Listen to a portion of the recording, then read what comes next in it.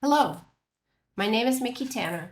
Thank you for taking the time to learn about and get involved with your local ISD School Health Advisory Council. I'm a mother and grandmother, and I believe that a strong and solid education is one of the greatest gifts that we can give to our children.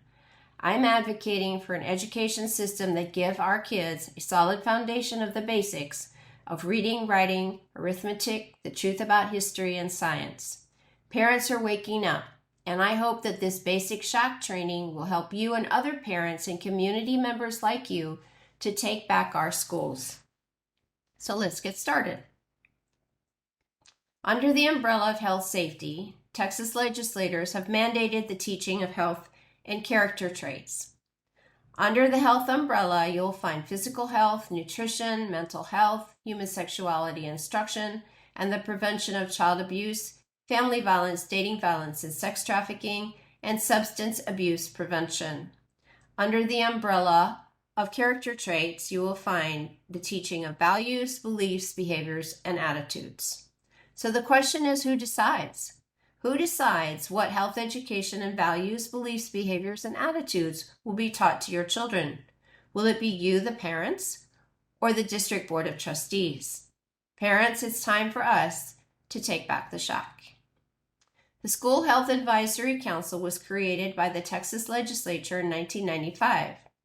It was created to ensure that local community values and standards are reflected in health education instruction. An ISD must consider the recommendations of the local SHAC before adopting or changing any health education curriculum or instruction, and this includes programs. And the SHAC must meet at least 4 times a year. So what is the makeup of the SHAC? The School Board of Trustees must appoint at least 5 members. The majority must be non-district employee, parent, or guardians. A non-district employee parent must serve as chair or co-chair, and there's no maximum number of members on the SHAC. Your bylaws will guide that. The school board may appoint SHAC members from any of these groups: parents or legal guardians, classroom teachers, certified school counselors, administrators, students, healthcare professionals, the business community, law enforcement, the clergy, nonprofit health organizations, local domestic violence programs. This gives you a diagram of what the SHAC should look like and who it reports to. So if you'll notice, the Board of Trustees is in the center. The superintendent is accountable to the trustees. The trustees will appoint the members of the SHAC, and the SHAC will present recommendations back to the School Board of Trustees. The Board of Trustees may or may not listen to those recommendations, but in the long run, the Board of Trustees is accountable to the voters. So what does the SHAC do? The SHAC makes policy recommendations regarding student health programs and curriculum. It decides the number of hours of health education instruction, appropriate policies, procedures, strategies, and curriculum to prevent physical and mental health concerns, which it includes obesity, diabetes, suicide, cardiovascular disease. It integrates health curriculum into a school health program. It decides on joint use agreements for collaboration between ISDs and community organizations.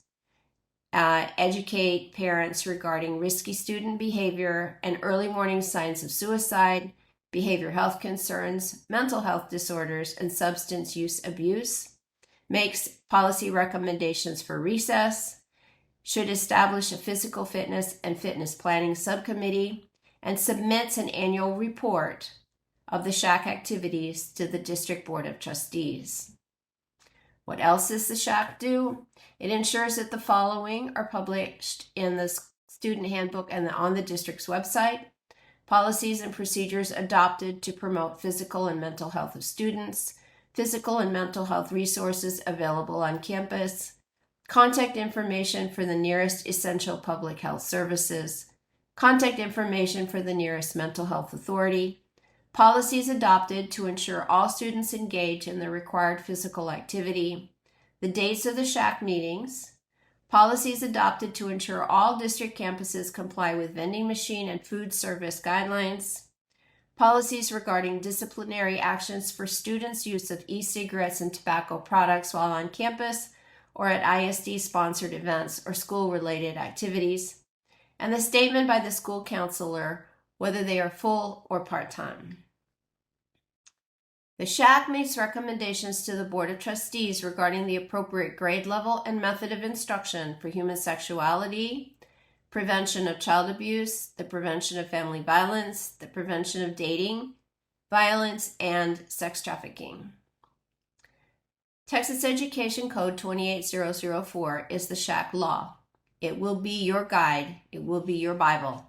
I recommend that you download it, read it, highlight it, read it again, and remember where certain parts of the SHAC law are so that when you are in your SHAC meetings, if there's any discussion, you know how to get back to the law and make sure that your SHAC is compliant.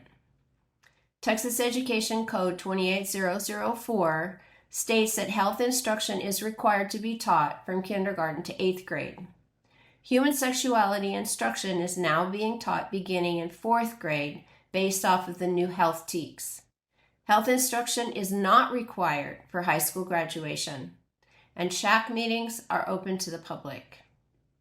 Texas Education Code 28004 has new requirements that were put into effect for the 22-23 school year, and those are that 72 hours before the meeting, the SHAC must post notice of the date, time, place, and subject of the meeting on a bulletin board at the central administration of each campus in the district and on the district's website.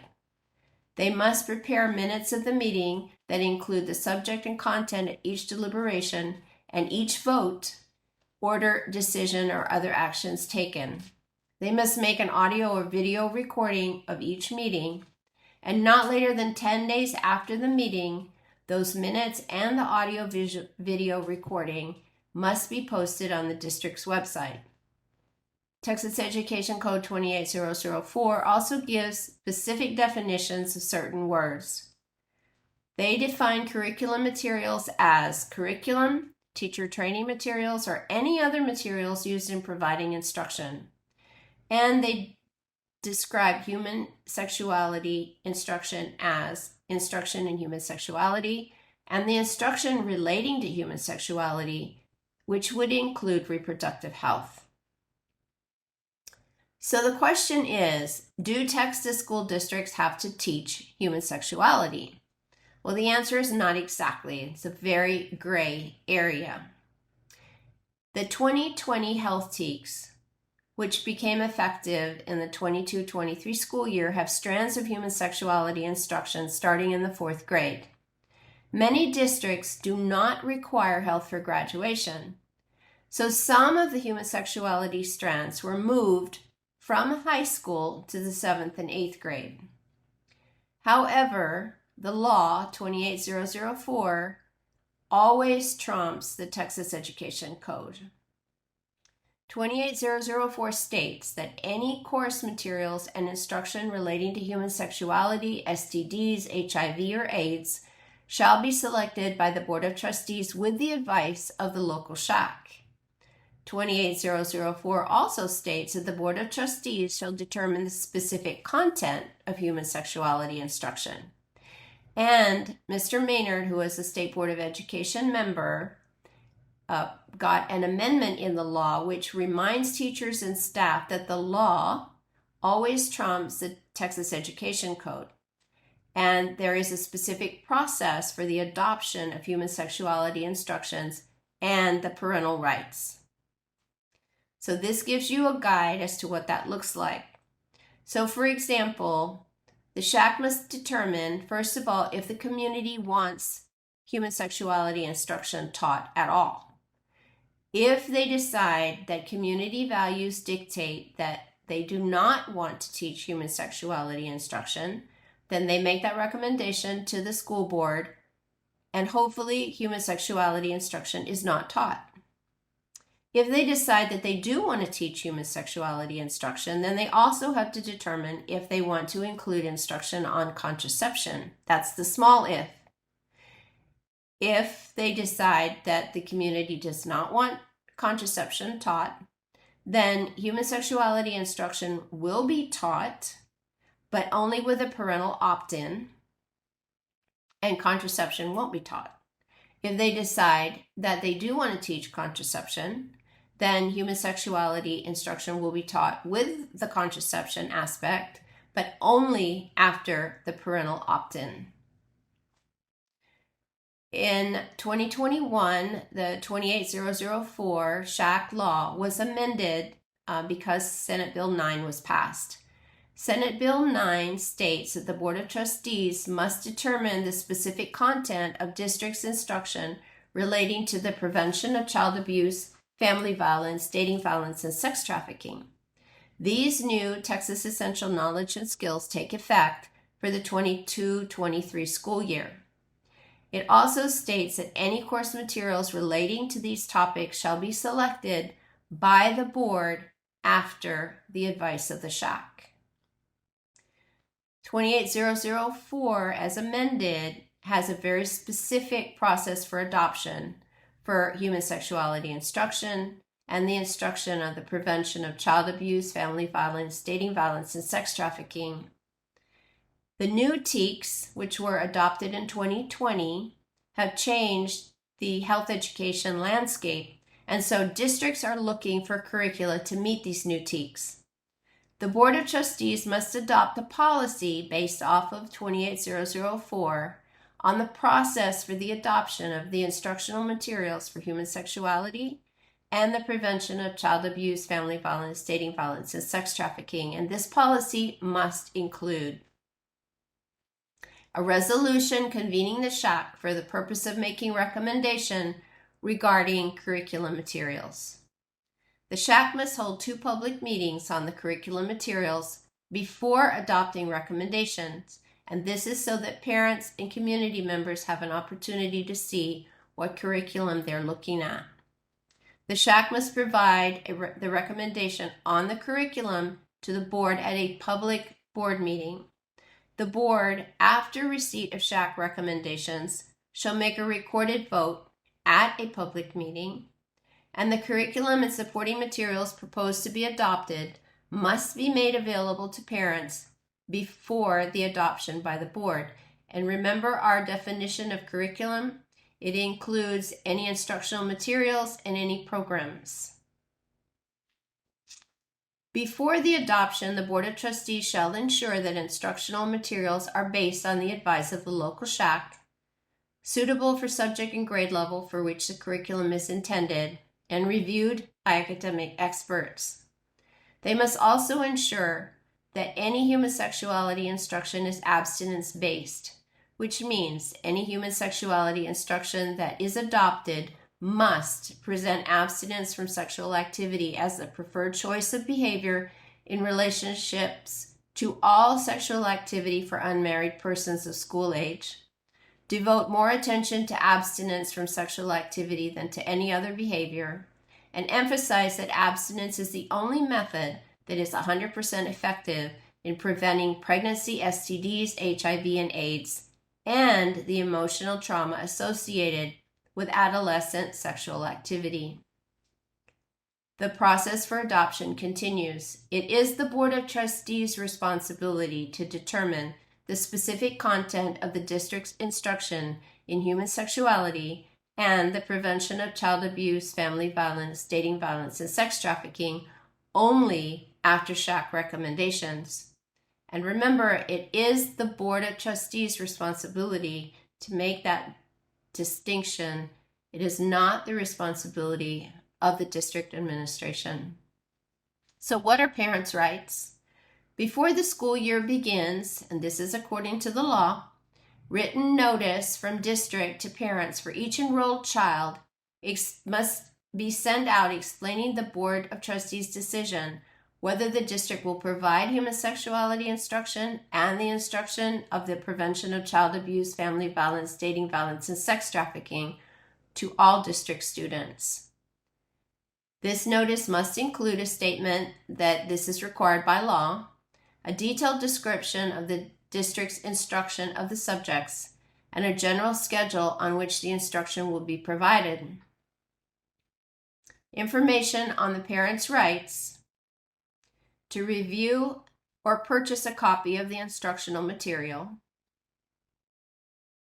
to remove the student from any part of the district's instruction, the use of the grievance procedure concerning complaints of violations of Texas Education Code 28004.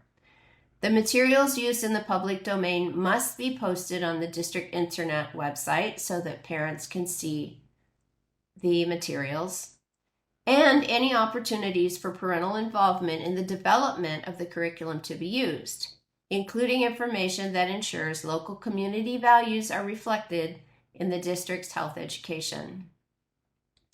As of 2021, in the passage of House Bill 1525, Texas is now an opt-in state, which means that before a student may be provided instruction in human sexuality and the prevention of child abuse, family violence, dating violence, and sex trafficking, a district must obtain written consent of the student's parents or guardians. This request for written consent may not be included with any other notification or request for written consent. It must be provided to the parent not later than 14 days before the date for which the instruction begins, which means that if the school does not get back a signed copy of this written consent, the school may not instruct your child on human sexuality or the prevention of child abuse, family violence, dating violence, and sex trafficking. During the 87th Texas legislative session, Senate Bill 123 was passed, and this updated Chapter 120 of the Texas Essential Knowledge and Skills, which is the character traits chapter. And it states each school district must adopt a character education program that includes the positive character traits and personal skills listed in Senate Bill 123. A school district shall consult with a committee selected by the district that consists of parents, educators, and other members of the community, which sounds to me like a definition of the SHAC. Now, if you'll remember, health education includes not only physical health, it also includes mental health. And a lot of these character education curriculum go into mental health. So you could ask your SHAC to look at what curriculum they are providing, the school is providing your children under this Senate Bill 123. These will teach your children values, beliefs, behaviors, and attitudes. And unfortunately, these character traits curriculum and Senate Bill 123 has opened the door for the introduction of transformative social emotional learning curricula, which in turn might open the door to the teaching of CRT and gender theory. Senate Bill 123 character traits. This is a screenshot of some of the character traits that they want to teach your children, and they all look amazing. I don't think any parent would question any of these. Courage, trustworthiness, honesty, reliability, loyalty, integrity, respect, courtesy, self-management skills, kindness, empathy, compassion. These all look amazing. But as said, unfortunately, this opens the door to the teaching of social emotional learning, and some of the curricula may not meet the values of the community. So I would encourage you to learn a little bit more about transformative social emotional learning. It is important to note that social and emotional learning is not required to be taught in Texas schools. Senate Bill 123, the character traits education, is required under Texas law. Transformative SEL curricula, which is CASEL aligned, are not required to be used to teach these character traits.